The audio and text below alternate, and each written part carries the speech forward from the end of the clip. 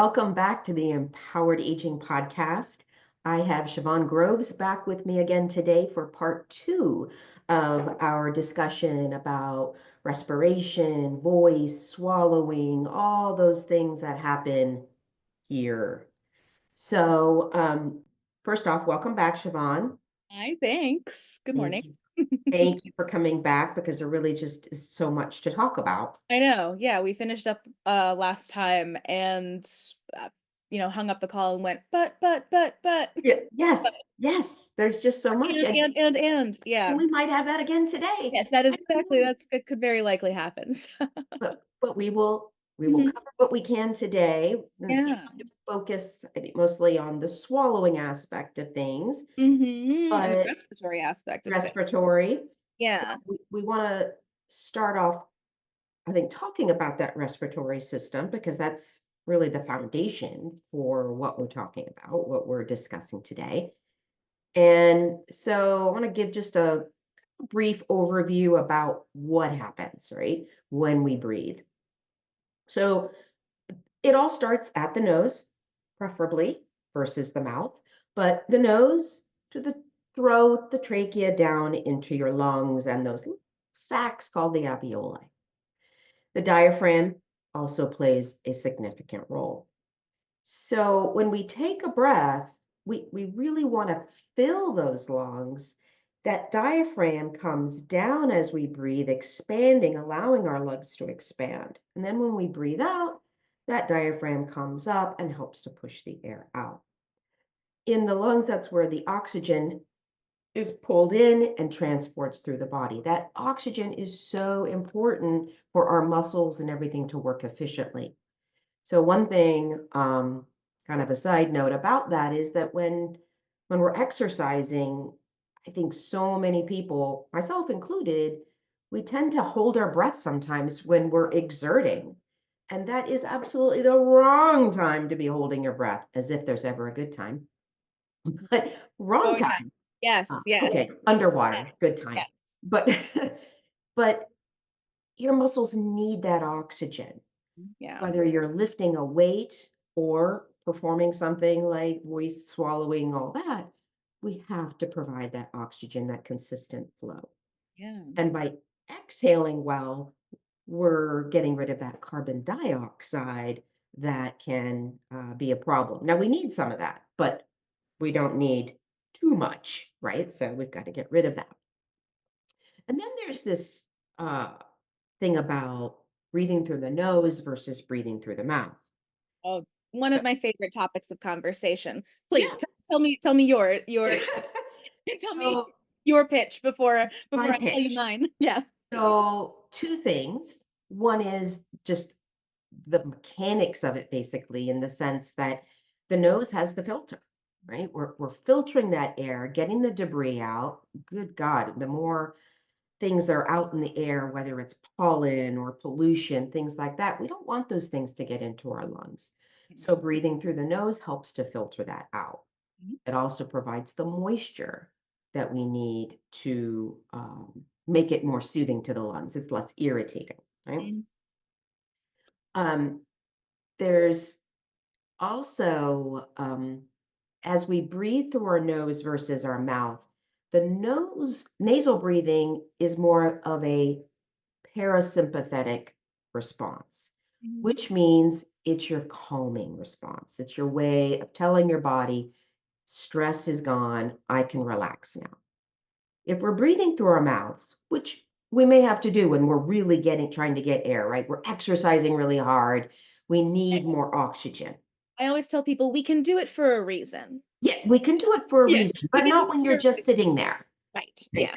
And Mhm. so that is telling your body, you need more. It's that fight or flight, go, go, go. It's the flight part. We've got to go, go, go, go. Yeah. And that's fine for certain periods of time, but we Mhm. really need to focus when we're seated on that Yes. nasal breathing.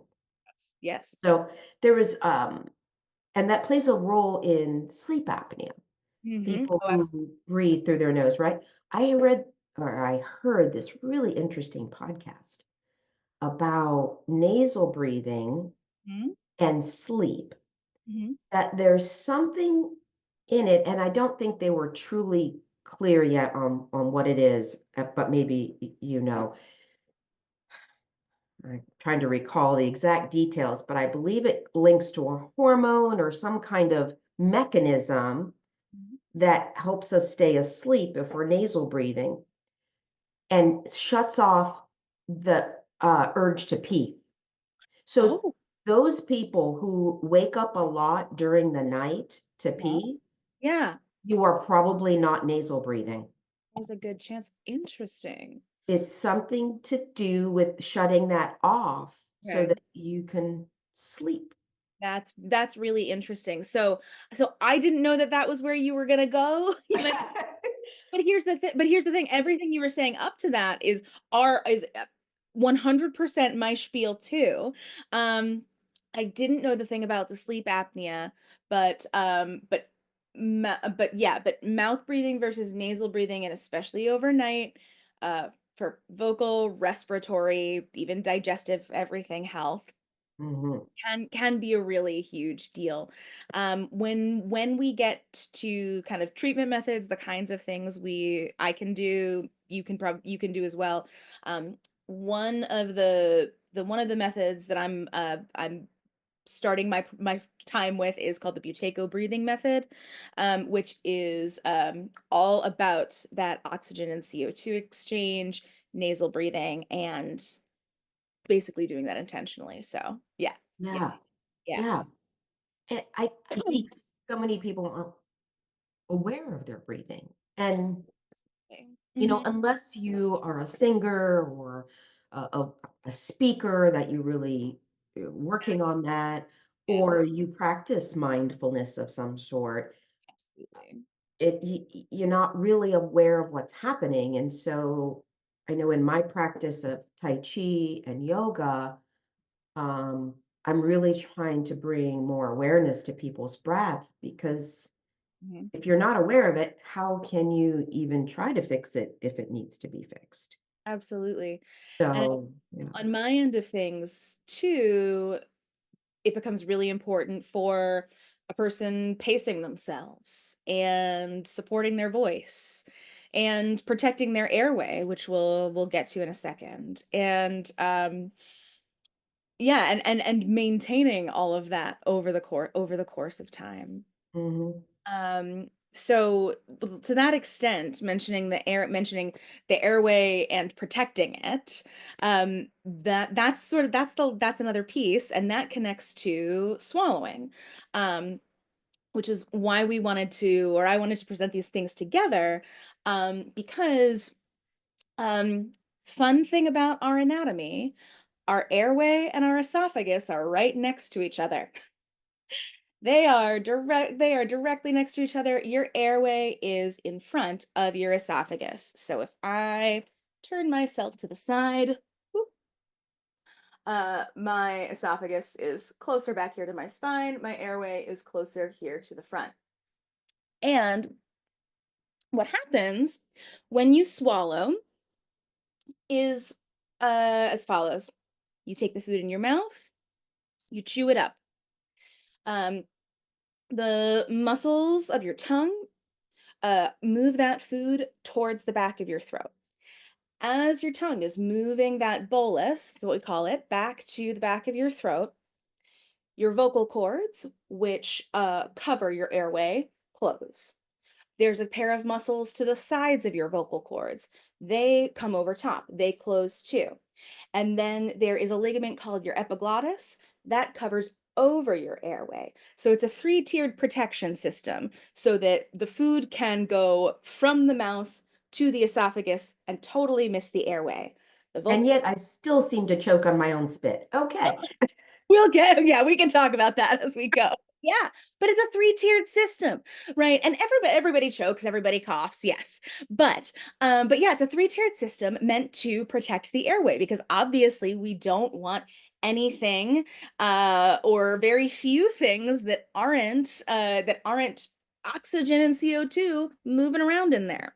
So anyway, what happens is your tongue is moving the bolus back Again, your vocal cords close, the muscles to the sides of the vocal cords squeeze in over top, and your epiglottis, the ligament at the back of your tongue, covers over everything. And then what happens is it moves forward and out of the way to open up the sphincter at the top of your esophagus. And then the food can move down. Everything at the top squeezes together and pushes everything down. Once it's down, sphincter closes, airway opens, we're breathing, we're everything's working again. Um, and so the reason why respiration and swallowing uh really should be paired when it comes to talking about things like this is because swallowing deficits are really about airway protection, and about maintaining respiratory health as much as they are about maintaining nutrition and maintaining, the health of the rest of your body. Yeah. Yeah. And the other thing, last part is having a strong cough, right? So you need that protective mechanism. The way your cough works is that essentially, your brain senses some irritation and it sends signal down to combination of your lungs and your diaphragm and your larynx to send air up forcefully from your lungs. And as it's doing that, bring your vocal cords together very forcefully. They kind of smack together and in doing that, they propel whatever the threat is out of the way of the lungs. So, brain senses that something is going on, sends that signal for the cough, everything comes together, boom, threat is gone. But as time goes on, some of that slows, some of that becomes less sensitive, and that begins to compromise the whole system too. So, this brings to mind, and this may be something you cover later or whatever, so I Mhm. apologize if it throws you off. I'm thinking of people with aspiration pneumonia, Yes. or just aspirating, just you can just say that. Is that a weakness in the system of the Well, muscles that are, you know Well, what aspiration is, at its core is just, uh, you are get something is going into your lungs that's not supposed to, right? Mhm. And so what that means is that, there is some deficit with the airway protection and some deficit with the swallow. Um, so, yes, broadly, it can be related to just overall weakening of the system, the sarcopenia that is part of, the natural course of aging. So everybody's swallow slows down over time. And that slowing is by milliseconds. However, water moves much faster than sometimes our body can catch up to. Mhm. So hence the choking. Um, so yeah, so then the other thing is how strong is the swallow? Are there any I like there can be paralysis or deficits of certain muscle groups that are involved in the process. Like Uh, someone who's had a stroke or something, they yes, often have exactly. issues. And perhaps it's affecting their pharyngeal muscles at the back of their throat or their tongue muscles, or just yeah, as two Mhm. examples. And so it could be the muscles involved with the swallow itself, or it could be the airway itself being protected. So, for example, the vocal cords can become paralyzed open in various ways, and therefore just that protective mechanism doesn't happen, and everything starts slipping down the airway. So, aspiration pneumonia. Yeah, is associated with those kinds of deficits and functions. But the other thing that is actually more commonly the cause of aspiration pneumonia is weakness of the swallow combined with poor oral care. Because it's not about what is getting into the person's lungs in the moment of the swallow or during the meal. It's about the residue and the bacteria that gathers and builds. Um, in the mouth. There's a space between the back of the tongue and the epiglottis, where food can easily become lodged. If you've ever if you've ever felt like you've had a piece of popcorn stuck on the back of your tongue and you couldn't get to it, that's where it was. So anyway, things can start to build up there with poor oral care, and then again with the sort of then the respiratory piece becomes part of it. Then it's just about your breathing in bacteria, and then that brings about the pneumonia. Yeah, Well, a whole nother reason for good oral care because yeah, I tout the oral care to so many people. I mean, it's related to heart disease for crying out loud, people. yeah, You yeah, know, take absolutely. care of your mouth and your teeth Hmm. because it's like the Yeah, it's the your bonus beginning of bones. the rest Yes, of your body. I know. Yes, of course. Yes. Yeah. Yeah. Dentists, I feel like don't focus on that enough in their advertising, you It's know? true, yeah, I feel like dentists could use a marketing adjustment there because, yeah, they could be making a better argument for all of us. Yeah, Absolutely. yeah, Gosh. yeah, it took me Oh, a and yeah, yeah. it took me enough into adulthood to get regular with my flossing that yeah, right? Yeah, anyway. So tell me more, Siobhan. Okay. Do we need to know about swallowing? Mhm. What can we do to help it? What are some deficits that our clients might have as they age, and what can they do about it? Sure, That's so a yeah, very loaded question. It's a whole bunch there, but we've talked broadly kind of about how it all functions, right? And then also, the course of normal aging, sarcopenia, which is the loss of muscle mass, and that happens over the course of time. Really, that plays a role in just the general slowing of all things. Um, and so that's our starting place. Then, we've got, things that could potentially happen over the course of the lifetime that could be contributing factors to a further weakening system. So, again, things that you're gonna be more prone to when you're older, there are things, like aspiration pneumonia, which, even, well, as you recover, there's still a lot of weakness that comes as a result of that, or COVID. It's the exact mm, same thing. Everybody mm. my whole practice changed after COVID, and the kinds of the ways in which we were seeing conditions that had existed forever, but were coming about for different reasons. Mm, okay. Um, Different episode. Yeah.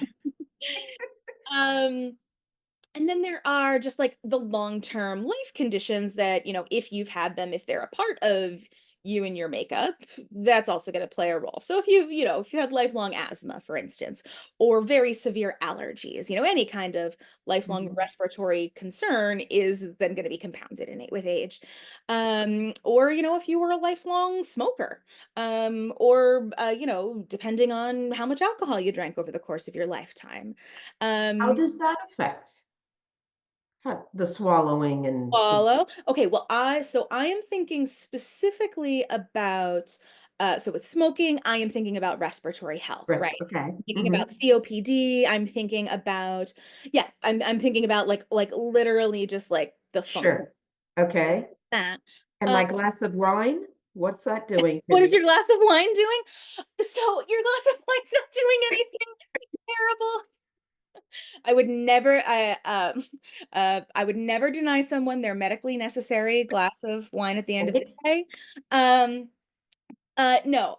So when I say alcohol consumption, really I'm thinking more about reflux considerations, which having reflux does not automatically equal swallow deficits. It's not a one to one. And Okay. and consuming alcohol and despite what we know can happen, does not always happen with smoking, right? Yeah. So yeah, it's like it reflux sort of and drinking sort of fits in that category of how has it manifested in your life? How have I dealt with it or not, on and off? And then how is that affecting kind of my overall health and processing? Mhm. And then with reflux specifically, if it is getting up to the level of your throat, um, it that can really start to irritate the tissue in your throat and that irritation um, can contribute to the whole picture, where just things become painful, because the Mm, tissue is raw and swallowing, mhm, and because the tissue is raw, the swallow hurts, just, at a baseline. mhm. Yes. Um, yeah, then yeah, and then I will also have people who constantly feel like they're choking, but they're not. We'll see. We'll do an instrumental exam. We'll see it under X-ray how things work, and we'll see that nothing's going down the wrong way. But they are swear up and down, and it's there's nothing wrong with them. They're feeling what their body is telling them to feel. Mhm, Um, it's just that, yeah, it's just that, because of something like the reflux, it's causing irritation in one place, it's causing, all of these other symptoms to manifest. gotcha. Yeah. The other thing, is that, um, this is more of a sidebar, but one of the things that people will often tell us when they come in with swallowing difficulties specifically is, I feel something get stuck in my throat, or I feel something get stuck right here, or I feel something get stuck in my chest. They'll tell us where they feel it. Mhm, And instrumental study after study after study shows that people are about 50% reliable, or accurate, I should say. Y yeah, Accurate in terms of where or if something is even present. The way that the nerves of our esophagus are innervated is such that something could be here, oh, I'm sorry, be in your stomach or be in your chest, and uh-huh, you're gonna feel it up in your larynx, or close to your larynx, and say, "Hey, I've got something in my throat." Um, yeah, so that creates some challenges too, just when we're in the initial diagnostic process, just figuring out exactly what's happening.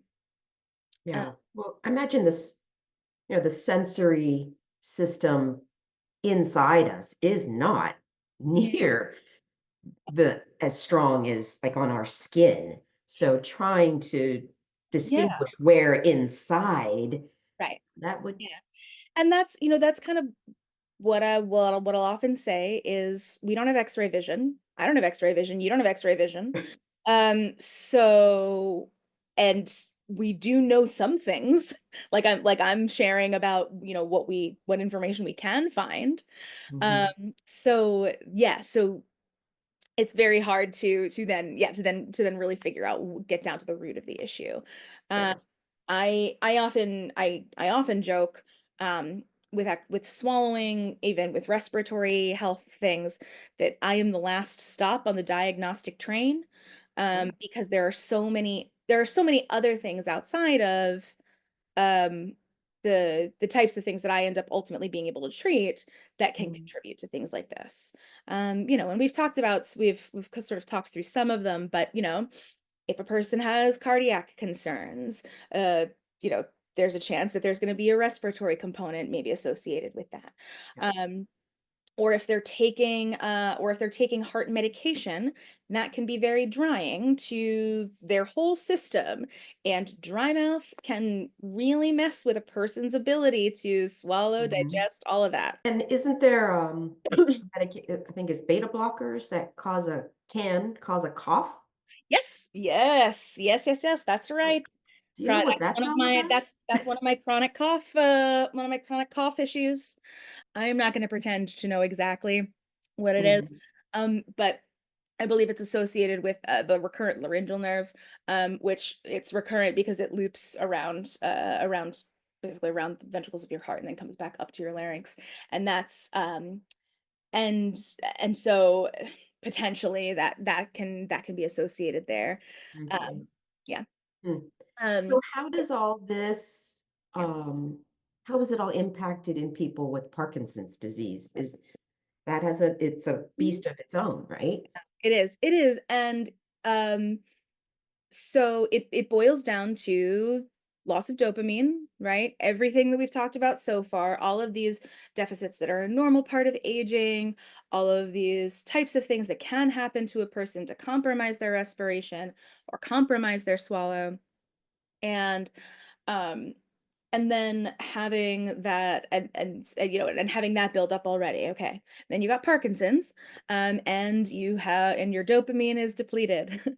And just like we were talking about last time, the reduction in dopamine um reduces the amount of automatic or inherent or whatever you want to call it effort that a person is putting into some of these just everyday regular functions. So yes, there's still breathing still happens in the background. Mhm, Swallowing still happens in the background. We swallow all the time. We swallow while we sleep. I mhm, swallowed right now. Um, and yeah, so those are background functions. They're still happening, but the force with which they're occurring is much, much less uh, at rest. And therefore, when a person is intentional about it, it's still reduced. mhm. So it's very similar to yeah to what we experience with voice, with speech, and with the rest of gross motor. With all movement. So not only does it impact their Mhm, ability to, put on clothes and walk and do things with mhm. oomph, Yeah. but those background, more automatic Yeah. things, everything is compromised. And um, at the first Hamel Kerr meeting I attended, the neurologist who spoke said something that seemed to be that seemed to, I don't know, be sort of a Parkinson's slogan, which is that um, you live with Parkinson's, you don't die from Parkinson's. Mhm, Um, and what we're talking about today, especially related to the swallow, is that second is the second part of that, right? uh-huh. You don't necessarily the Parkinson's didn't make a swallow deficit occur in and of itself. Yes. Um, and so and so if there's a swallow deficit, if there is reduced oral motor function, if subsequently there's reduced oral care, a person then is that much more prone to the respiratory illness, to the pneumonia, to the infection Yeah. than they would have been otherwise. Again, it's not Mhm. technically on the Parkinson's, Yeah. but it doesn't help. Mhm. Yeah, that's pretty much what it boils down to.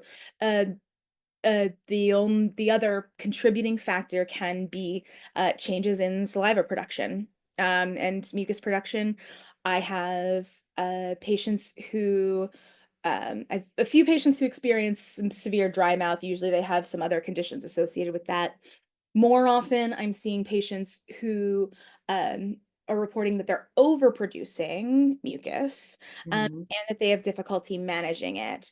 And those are both the same and different things. Many people are they are overproducing. They're producing more than they ordinarily would, and that's something they can try and figure out how to manage medically, but they are also swallowing less frequently and with less force than they did historically in Mhm. their life. So everything is just building up a little bit more So than it would have when we before. have those folks who, tend to have a little bit of a drool and need to it's not just because they're not swallowing, it's both. I didn't realize it was Frequency, yeah, the frequency and the also force. Yeah. mhm. It's Mhm, also mhm, that in overproduction. in addition to the fact that they just overproduce. Yeah. Gotcha. Yeah. Huh. So, what do you do to help? What do we How do? can you help? Because I know you can. I can. Okay, so the first thing, as I was talking about before, is ruling out other things. Mhm. Many of the things that I treat and how I treat them, um, we can diagnose them, but we do have to rule out some other considerations. Sure. So, um, for example, um, I want anyone who is having some who I'm going to see for respiratory care to have seen a pulmonologist first, to have seen a cardiologist, or at least to have confirmed, that their heart is not a factor in what they're reporting to me. I'll ask about neurological concerns, or history of TBI, things like that. There are just, yeah, all of those things. And I need that ruled out, in many cases for swallowing, and especially and for respiration as well.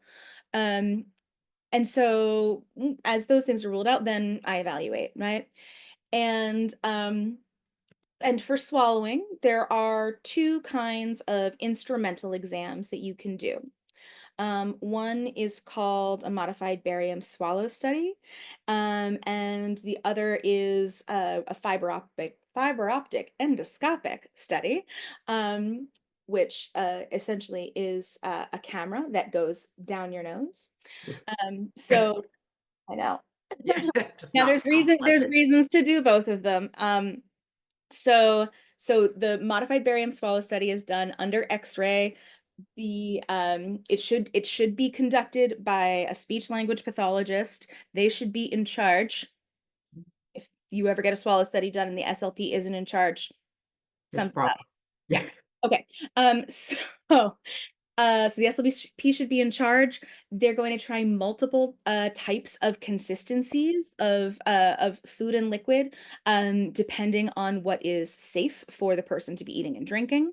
And by looking at how it travels both from this side and from the front, they're able to identify and rule in or rule out any muscular deficits that are contributing to the difficulty with the swallow.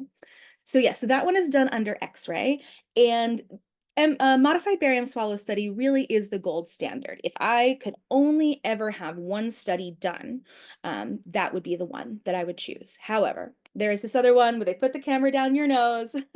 It's known as a FEES. And the idea here is that what you can't see on X-ray is how the vocal folds are functioning. So, as I talked about at the top, our larynx has a three-tiered system to protect our airway from threats. And one of the things that can happen to compromise airway protection is some kind of vocal fold paralysis or weakness, where they're not closing efficiently to protect the airway. But because that happens here at the lateral view, you can't see that on X-ray. You can only see that the person is aspirating. So an X-ray wouldn't necessarily tell you whether or not that's a consideration. Um, in order to decide and keep anyone who doesn't need to from getting a camera down their nose, what I do before I recommend an exam is do what's called a clinical swallow exam. And not all practices will do this, but again, this is kind of a gold standard where essentially you're going through the steps of eating and drinking the foods and liquids that you would during the instrumental exam, but you're just sitting across from the clinician. And um, what I personally do is get a thorough history to really understand how the issues manifested. Was it associated with an illness, or was it associated with something else? Um, and really get to the details of how it impacts the person. What I tell my patients is, okay, you know how you try and talk to your husband or your partner about how this feels or what you're feeling or why you're coughing, and after a while they kind of start to go, okay, that's enough. That's enough detail. I want all the detail. I want everything. I want to know how thick your mucus is. I want to know if your coughs are productive. I want everything. And by getting all of that information and listening to you talk and just really being thorough, we're able to figure out, this is the exam that is most appropriate. This is going to get us the best information to get this person the most efficient help the most quickly. So, instrumental exam, one, because I'm big soapbox for that, because especially in older populations, in retirement communities, oftentimes um the health administration, whatever it is of the organization, will push back on SLPs who do a clinical swallow exam, or what's also sometimes known as a bedside swallow exam, see a deficit, or this person is obviously losing weight or obviously wasting in some way, they Mhm. recommend getting the instrumental exam, and the administration just simply either doesn't have the capacity to facilitate it, or the Mhm. interest in figuring out how to. Mhm. Mhm. So like they just don't do, it oftentimes is not viewed as essential. Not by physicians, to be Yeah. clear. Oh, right, The right. money people.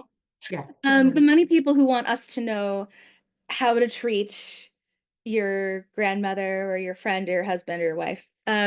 Yeah, don't particularly want us to know what's wrong to in order to treat it effectively. Yeah. So at any rate, um, if you're ever in a position of having any kind of swallow deficit and someone says, we don't need to do an instrumental exam, here's what we're going to do instead, get a very thorough explanation as to why. Okay. They might have a good reason, Mhm.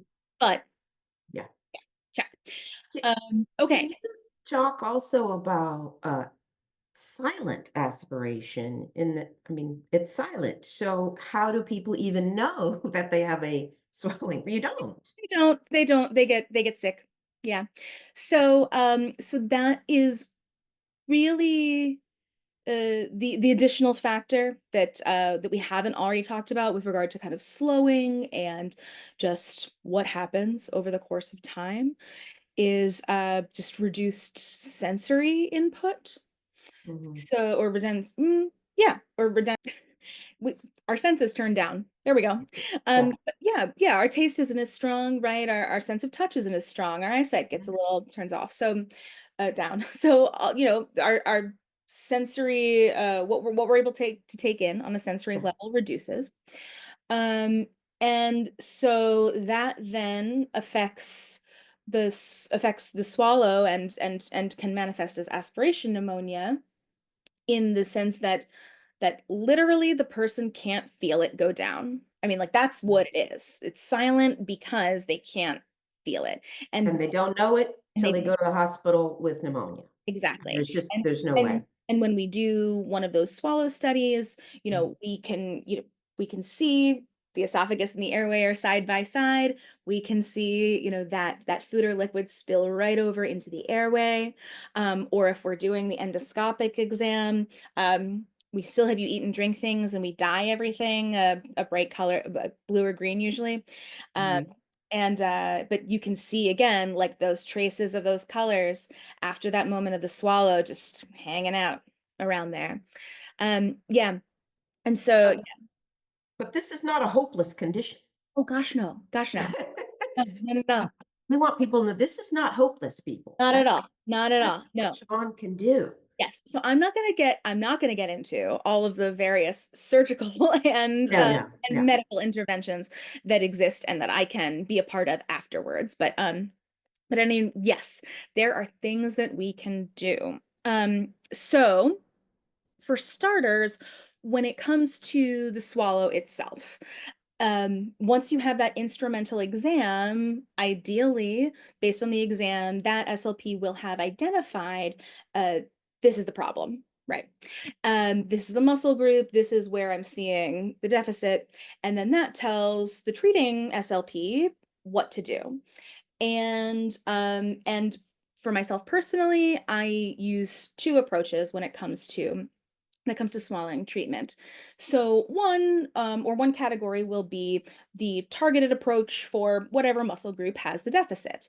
Just like any other type of exercise, there are exercises that you can do to target various muscle groups. To show you a few, just to give you an example. Yes, please, Yeah, because this is fascinating how you can it's yeah. one thing to bend my arm up and down, but to work a Well, you are bringing up something very important that I'll get to after I show you the specific exercises, which is that sometimes it's not going to work. Yeah, but at any rate, Okay, so for instance, this one is called the Masako maneuver. The goal of this exercise is to strengthen and helpfully make more efficient the movement of the larynx up and forward in order to open up the esophagus, to create the clearance to get the food down into your esophagus. So the exercise is that we're trying to strengthen this up and forward movement that occurs during the moment of the swallow. The way you do it, my mouth is just a little dry this morning. The way you do it is that you stick your tongue out of your mouth gently, you hold it in place, with your lips or your teeth, and you swallow while holding it in place. That's hard. Uh-huh. Now, I want because I'm assuming that you don't have any true dysphagia. I'd like you to stick your tongue out as far as you possibly can and try and do it. I'll do it too. Good God, John, I don't know that I can't do it. Okay, so when it's that far out, Okay, got it. you can't do it when it's that far out, right? Right, right. It's hard. So bring it back by half or by three quarters. A lot easier. Okay, yes. So when it was all the way out, Oh, yeah. that's how it might feel for a person who has that Ah, deficit, who has that weakness. yeah. So we have exercises like that target specific muscle groups. There's another one called chin tuck against resistance, that is meant to target the muscles at the back of your throat, your pharyngeal muscles, that are part of the squeeze to push food and liquid down. Um, uh, yeah, there are others too. Yeah. The thing that there also are exercises that for a very long time we thought were going to help but didn't. Um, the research just wasn't there, and it sort of Mhm. it sort of made sense, like um things like I don't know, um th- well, just different methodologies that really didn't have the research basis behind them to say yes, this actually achieves what you're trying to achieve. Mhm. So um so I say that as a caveat for the individual muscle exercises, because while we do know that they target those individual muscles, we don't swallow like Using one muscle. Yeah, yeah, yeah. right. So the thing that we pair it with, or I pair it with, and I think is becoming more of the norm, very similar to LSVT, at least in my practice, is I use what's called the McNeil Dysphagia Therapy Protocol, which is a swallow strengthening protocol, uh, where you improve your swallow by swallowing. Yeah. You're basically working on the Mhm. pattern as Mhm. opposed to the individual components, which Exactly. is what, as a therapist, I Mhm. do, Yeah. physically. Yeah, Yeah. sometimes we'll do individual muscles, but really, you want to work on the whole pattern Yeah. because different Broadly, muscles how we work function. together. Right. Yeah. Exactly. So Mhm. yeah, so this type of so when I'm doing dysphagia therapy with someone, um, we have sort of the exercises that we're doing, things like the Masako and chin tuck and whatever other targeted exercises we're doing, and then the McNeil Dysphagia Therapy Program, or MDTP, focuses on essentially the principle of swallowing hard and fast, so that every time you swallow, you are putting maximal effort into it. And in so doing, you are engaging those muscles. And Mhm. engaging those muscles, you are improving their function. Mhm. And just like LSVT, just like big or loud, any kind of therapy program, it works in a hierarchy where what'll often happen with uh, people who are having swallowing difficulties is they'll have difficulty with something in particular, or something will be more trouble than something else. So it usually is either where either thin liquids. I choke on my coffee every morning. Um, Mhm. Oftentimes it's drier, more viscous foods too that people have a difficult time manipulating and then getting down. Um, so whatever the deficit is, we start at the least restrictive level. So, if a person is fine with like purees and soft solids, cool. We move on to something more challenging. But what we're doing is swallowing, swallowing, swallowing. And I am watching them swallow. I am looking for signs and symptoms of aspiration, throat clears, postural adjustments, facial changes, just small things. um, a lot of times I'm coaching the person on the form of their swallow. So, one of the things that we all have a tendency to do, and I have even had to recently untrain myself from doing it, is when we're swallowing something and we think it's going to be difficult, or we're, I don't know, we're just trying to get it down, we'll start to kind of go, and like kind of like move, right? Ah, uh-huh, Or not, and that was quite extreme, but, like, uh-huh. just that idea of, if I take this sip and, like, people will go, I think I you do something like that with my meds, kind of with like my yeah, nighttime pills. I kinda do this, more exaggerated, so get it back and so what I noticed, that was exactly what I'm currently working on untraining myself to do, because I realized that if I ever had to participate in the swallow study, I wouldn't be able to evaluate that part, but yeah, I put it in and I would kind of, shake my head to get it to the top before I swallowed. Yes! Yeah, and people will do that both with their pills. It's very normal, very normal. Yeah, And not a problem if you don't have any deficit to your swallow. Um, yeah. but yeah, they'll also, they'll start doing it during meals. They'll do these little things, or they'll start automatically clearing their throat just because it has become a part of the habit. And so what I'm trying also incorporating into this practice is the quote unquote form of the swallow, which is essentially maintaining your posture, maintaining sort of, upright head and neck to the extent possible, so not letting yourself stretch forward or Mhm. down. um, and really leaving that head in neutral so that when you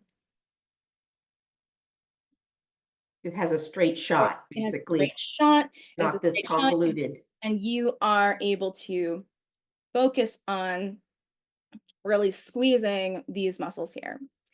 Um, so, um, so it's a hybrid approach then when you're doing a session. When I'm Mhm, doing a session is we're going back and forth between things, eating and drinking trials and meeting the criteria to move on to the next level.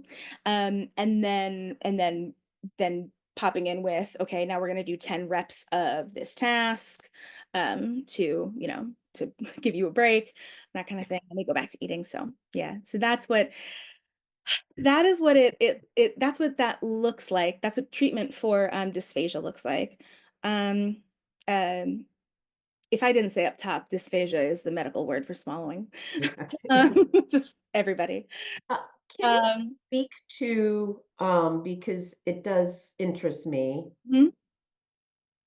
the, use of a straw? Yeah, Sometimes I hear, a patient is told, "Don't use it." Other times they say, "Use it." Um, yeah, why not? yeah. And um, so the reason why using a straw is positive and is recommended, and I like using a straw when I'm, trying to be intentional about getting enough water in during the day, is that you're getting more volume in faster. Mm, Um, and we were talking up top about that reduction in sort of the sensory input. My taste is less, I'm not feeling things go down. Well, your literal like thirst and hunger is less. And when your literal thirst and hunger is less, you are just simply going to reach for this less frequently. Mhm. So if your instinct is to reach for it less frequently, and we know that, how can we get the most in more into you efficiently and more quickly? So Using a straw, you take in you more you can get than more you and a more. sip. Yes, you can get more and more quickly, and it's happening automatically. The person's not really thinking about it. You don't need to have this conversation with someone in order for it to happen. Yeah. Does it strengthen muscles? No, Either no, absolutely. that sucking thing does not do anything, okay, as Um, I've heard some people say. so that's an example of what I was talking about before. Uh-huh. So to be fair, yeah, you are targeting that round lip with our Parkinson's population. Yeah, sometimes that seal becomes when that becomes compromised, that impacts the swallow. Um, Yeah, and so there are things you can target, but there is no measurable way to strengthen any part of your system by using a straw. okay. Um, so yeah, there are there are benefits to it in terms of especially for seniors in terms of just improving the level of hydration overall. If the instinct to drink is less, then we're getting more volume in when we can. Okay. Um, But but but the whole system is slower.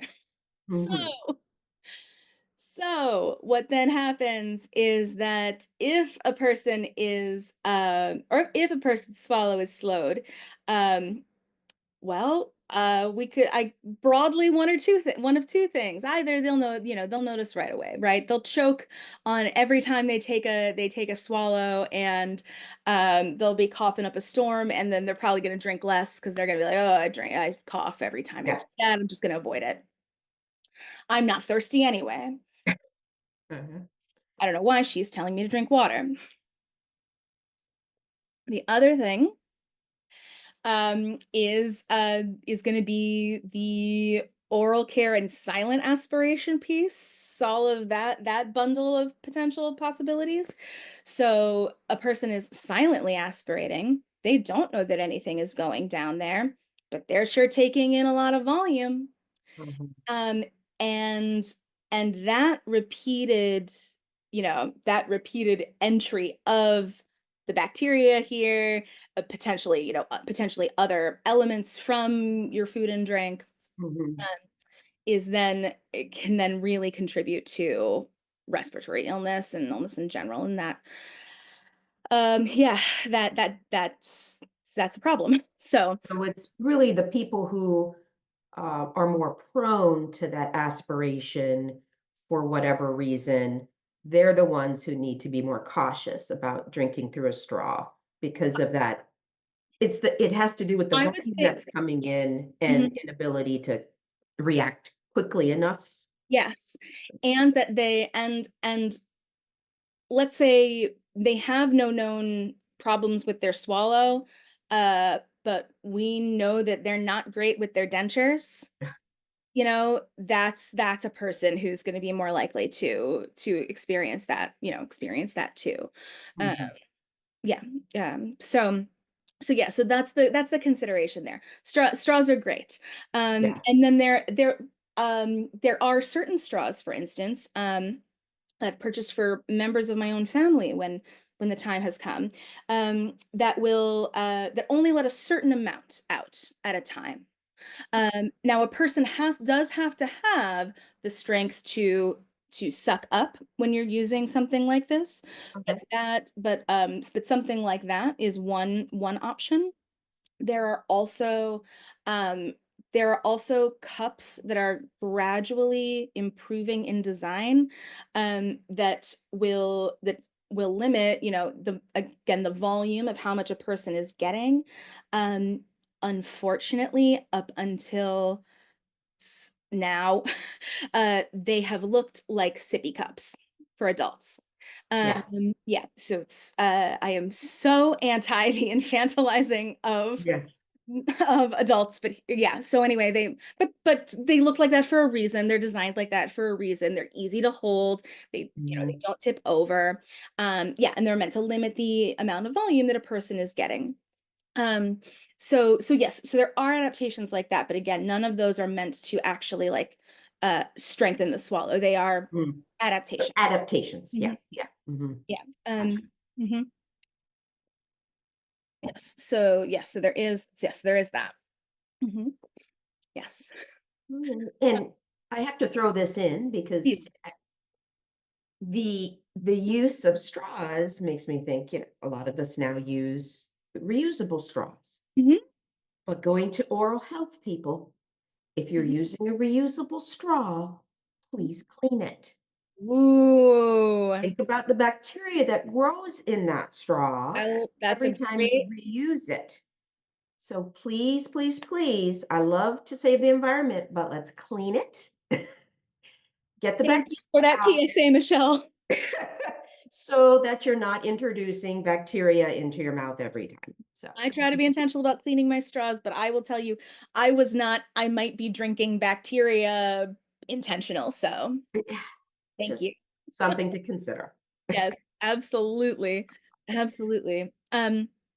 Yeah. So yeah, those are the things that you don't necessarily think about these contributing factors and and so oftentimes when a person and their family get to me, we are at the level of adaptation, not not it's gonna be normal forever.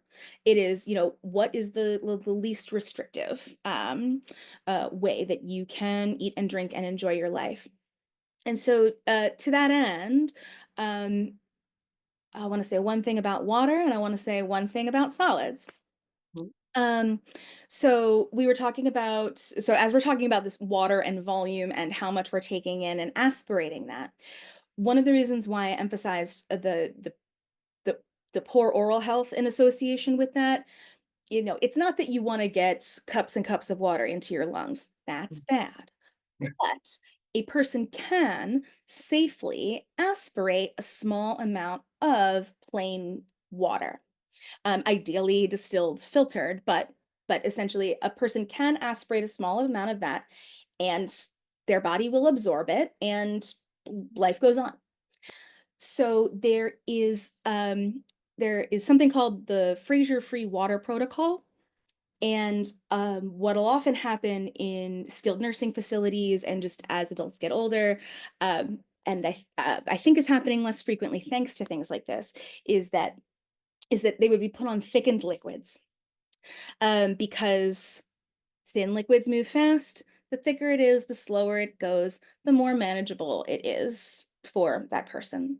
Basically giving them more time to for their body to close off the Yeah. airway. And how cool to get more time and to be able to enjoy something that that you couldn't otherwise. Um, and and get to participate in that way if that works for you. Because the thing about thickeners is it's not not everybody's cup No, of thick tea, um, no. or coffee, and it becomes really it becomes a big deterrent to the person actually then eating and drinking, because it's not enjoyable, therefore they're going to take less of it, therefore their hydration is going to decline even further, therefore their Yes. oral therefore their their oral health is going to decline even further, therefore. Mhm. So it becomes this big, compounding factor. um so one thing that we can do in a situation like that, and not everybody's appropriate for it, but one thing we have available to us in our toolkit is what's called the Fraser Free Water Protocol, which is that after oral care, so after a person has done everything that they need to do in order to make sure that they're safe, that is when they may have thin, plain water. Probably not with a straw if we're at the level Ah, of doing the Fraser Free Water Protocol, but that they can have that we call it for therapeutic needs, right? Um, because it's about their personal comfort. there. So that's the liquid side of things.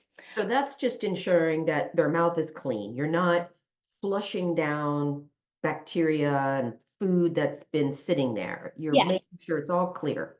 And this is assuming that this is a person who is aspirating all thin liquids. Mhm, In a case like this, that person would be restricted from any other thin liquid that was not for some reason a medication. So this is not, it's not, I do my oral care and now I can have orange juice. mhm. Right? This is a person who is silently aspirating and we know it, but but but this is important for their quality of life. Yeah, So yeah, definitely definitely not a blanket mhm. situation here.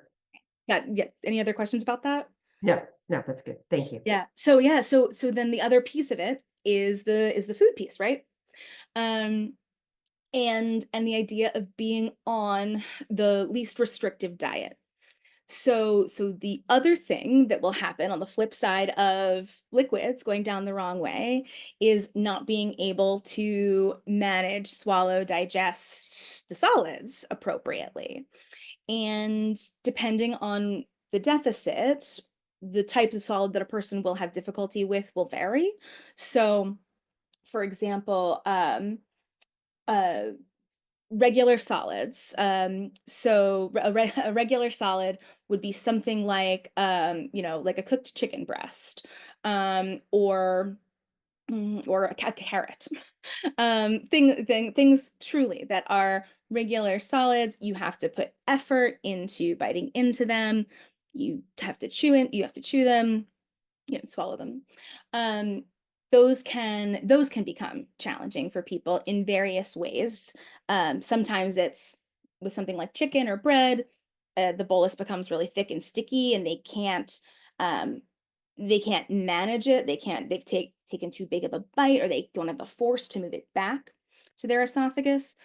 Um, the other side would be, if we're talking about a carrot, something that breaks up into pieces in a person's mouth. Um, uh, Again, depending on the deficit, they can lose track of that. Mhm. Or again, that's where the sensory component comes in. Uh, I have patients, and you may have had too, where all of a sudden they'll go, "Oh, I didn't know that was in there," you know, and that's called pocketing. No one's doing it on purpose, but yeah, you just can't feel it. So things just start to sit and pocket. Mhm. Um, and like for solids, that's an example of like two different ways that can go. Or if it is something that you can't that they can't manage orally at all, like I want like mashed potatoes or something that just kind of like Mhm. Mhm. Mhm. soft solid. There are specific categories for these, I should say. Yes. Any and other dysphagia experts are watching this. These all these categories have names and numbers, and Yes. very, very strict protocols associated with them. But for right now, if you eat mashed potatoes and it's in your mouth and it goes, it Uh-huh. becomes really challenging to manage when your Yeah. oral motor function is compromised. Right? So yeah, so it can depend on what is bothering you. Mm, The reason I brought all of that up is that what that leads to, just like liquids, is restricting or changing a person's diet based on what is termed safe for them. Okay. And we can evaluate someone, we can quantify their deficits, we can quantify how the deficits are affecting them. Um, we can help them to improve and strengthen whatever deficits we've got techniques for. We can make recommendations as to what is safe and to what is going to give this person the best outcomes in our opinion.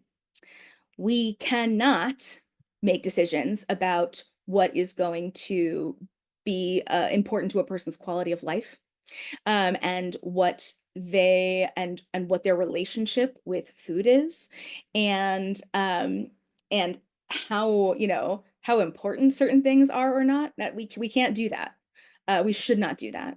We've been in the business of trying to do that for a very long time, and the good news is that as we're coming up now, we're trying to do less and less of it.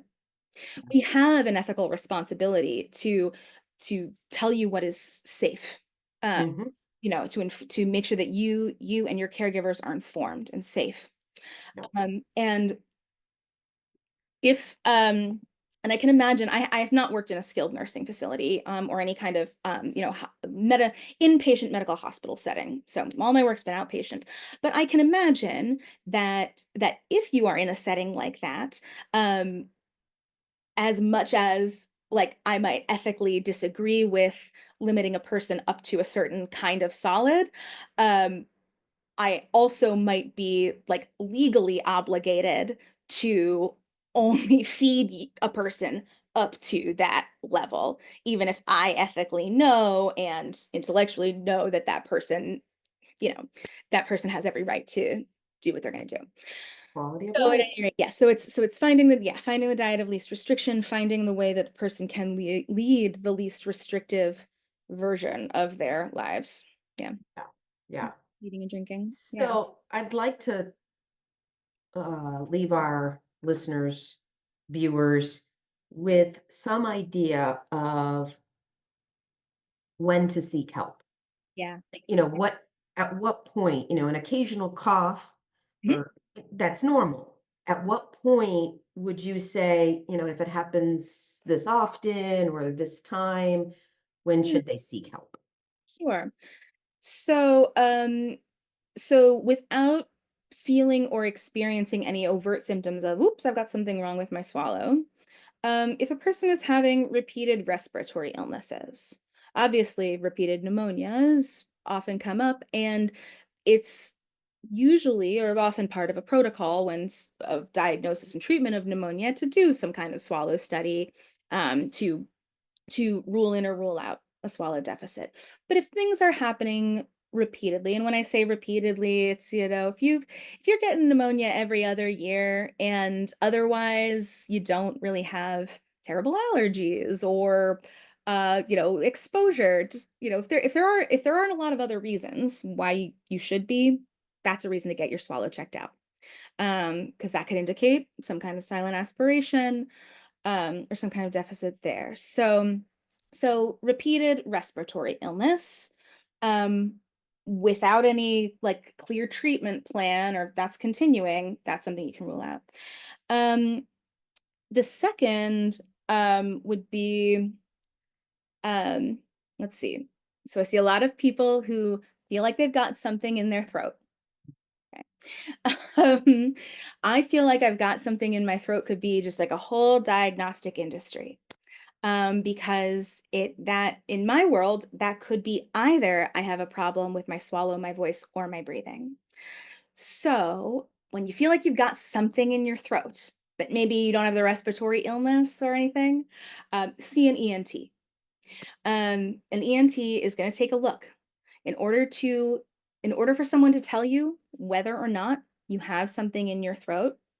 They're going to need to look in your throat, and that means doing it one of two ways, putting that camera down your nose, there is a camera that can go through your mouth. Um, but yeah, I have I've gotten a lot of professional satisfaction out of being able to truly show people, hey, I what you are feeling is real and genuine, and I do not doubt you in any way whatsoever. You are feeling a thing, and your body is reacting appropriately, but there's nothing there. And so we have to rewire that, work on that reaction. So at any rate, yeah, so that's another reason to kind of come and seek help. If a person is losing weight, so with aging, we're dealing with failure to thrive, right? So it's not necessarily that anything's wrong. It's just that we're eating and drinking, but we're expending more calories than we're taking in on a daily basis. That's often going to be a trigger, um, for it too. Um, and then and then there are there are other things. So that I think broadly that's Mhm. right. Like, obviously, if you are choking, if you are feeling things going down the wrong way, if you are if you are having overt traumatic incidents, don't feel like you need to hesitate to Mhm. to go get, to go get help or go get checked out. People can overreact, and obviously, I've been talking a lot about the different ways that things can manifest and what people can think versus what is true. But there is no reason not to see a specialist in order to really make sure that nothing is wrong. Because the other thing is that I will often see people who have swallowing deficits as the result of a condition that they had a long time ago, where swallowing deficits are a part of the long-term outcomes, but that either wasn't known or wasn't explained to them when they were actually dealing with the issue. Specifically, the specific example is head and neck cancer and having any kind of radiation treatment at any point in your life. um, Radiation will stiffen the tissue it comes into contact with. And, assuming that that happens when you are, in a position to recover, and you go on to, just, yeah, live your best life after that, and you're healthy, no more cancer, you still had that radiation. So as time goes on, that tissue is still going to stiffen. And then swallowing difficulties can manifest from that. Um, Nobody tells anybody that. And to be fair, it's not the primary concern on day one of treating head and neck cancer. True. Um, Right. but but I'm often surprising people 20 years after the fact. Um, Yeah. so all that is to say is, yeah, sometimes conditions that you've had previously earlier in your Mhm. life can have an impact on your swallow, on your respiration in ways that you don't wouldn't otherwise know. Yeah.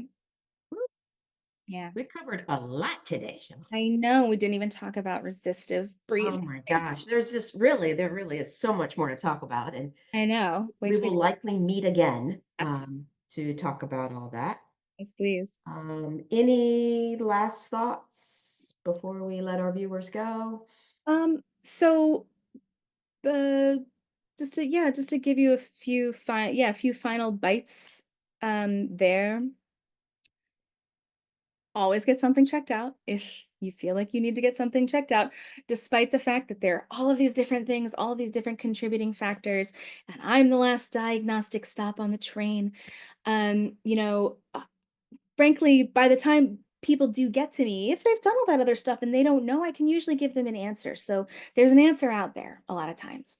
Um, and just like we talked about last time with exercise, your swallowing, your respiration need the same kind of care, need the same kind of attention. So incorporating exercise like Tai Chi, where someone is really asking you to breathe and control your breath intentionally. Taking a look at whether or not you might be a mouth breather overnight and how that might be impacting you overall. And with your swallow, the one thing you can do, the one back pocket thing that you can do is intentionally swallow hard and fast. That's it. But all the time. But that is the one thing that you can intentionally do is be Yeah. intentional, swallowing hard and fast every time to keep that Mhm. swallow function up. Yeah. Very good advice. Thank you very, very much, Siobhan, for joining us again Thank you. today. And we'll meet again soon, I'm sure. Again. Yeah. You've been great. Thank you so much.